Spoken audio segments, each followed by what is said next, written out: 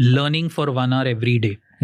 ये I think लोग underestimate करते हैं इसकी value. There is a very famous theory which is called 5-hour rule. Elon Musk, Bill Gates ने बोला है कि हर हफ्ते you try and learn for 5 hours. Just 5 hours. और ये over a period of time cumulate होता जाएगा. बट इसके बहुत सारे नुआंसेस हैं.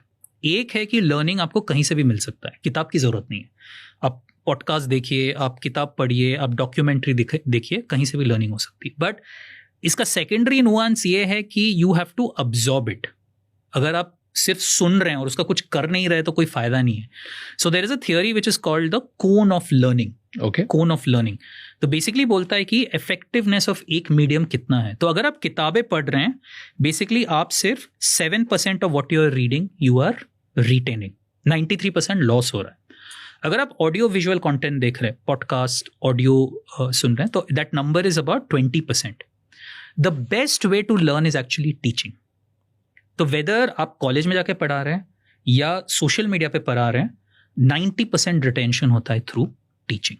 सो ये बहुत जानना जरूरी है. तो मैं सबको यही कहता हूं कि आप जो भी नया सीख रहे हैं, just go and right about it on social media. Views आए ना आए अलग बात है, आपके दिमाग में कॉन्सेप्ट क्लियर हो जाएगा.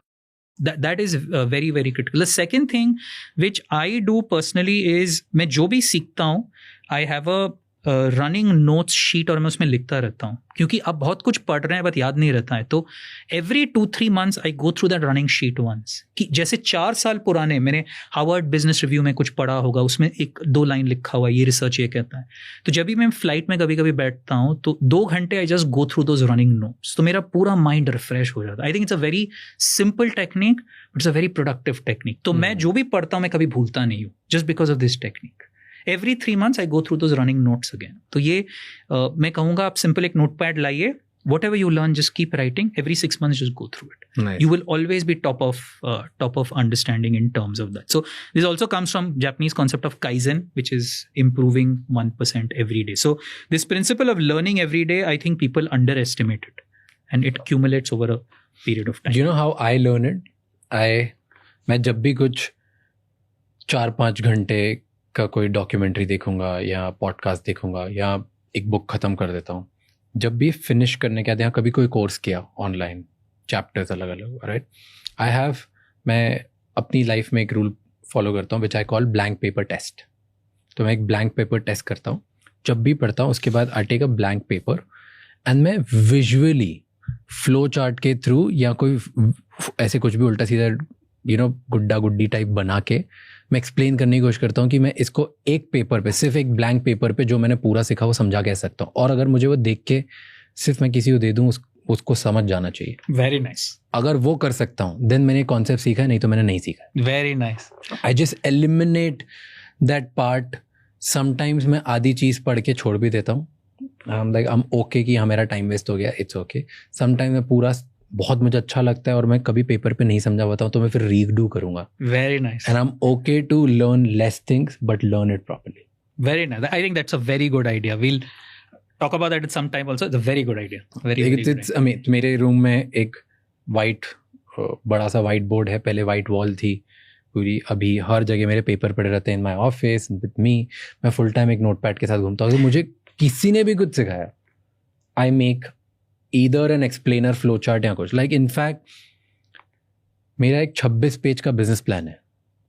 मैं उसको आपको शायद 2 मिनट में मैं आपको एक पेपर पे वो इतने से बना के पूरा समझा सकता हूँ. That I also said in great storytelling, if you can say everything in one page, you've got it clear in your mind. No, it's a very good idea. You should definitely. It's a blank paper test. कुछ भी सीखा है कि नहीं सीखा है.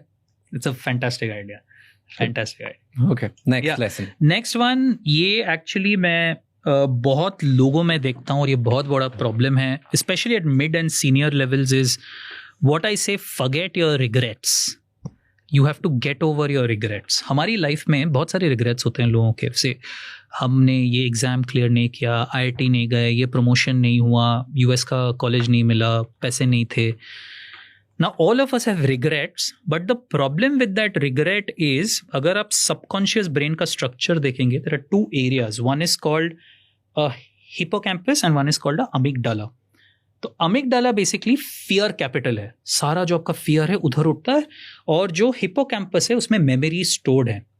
For example, अगर I am a bad public speaker, मैंने एक जगह जाके स्टेज पे 200 लोग थे, I did a very bad job, और वो मेरा एक ट्रॉमा सॉर्ट ऑफ है, मैं जितना भी प्रैक्टिस कर लूं, unless that trauma is cured, next time when I face 200 people, that amygdala and that hippocampus will get activated. तुम जितना भी प्रैक्टिस कर लो, that regret will come back, और most likely आप फिर से goof up करोगे. ठीक, तो ये एक्चुअली बहुत इंपॉर्टेंट है to get over regrets. There are certain exercises you have to do ताकि आपका ब्रेन जो वायरिंग है वो रीसेट हो जाए.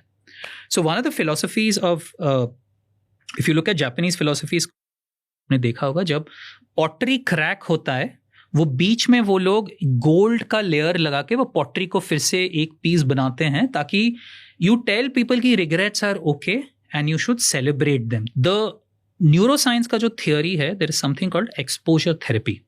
एक्सपोजर थेरेपी से आप रिग्रेट्स ओवरकम कर सकते हैं. एक्सपोजर थेरेपी बेसिकली क्या है कि आपका जो पास्ट ट्रॉमा है, से you went faced an audience, you really did badly, आप इंटरव्यू देने गए, आपने बहुत खराब किया, ये ट्रॉमा है. आपको उसको कंट्रोल्ड एनवायरनमेंट में एक्सपोज करना के, कंट्रोल्ड एनवायरनमेंट में एक्सपोज करके रीराइट करना पड़ेगा. How do you do this?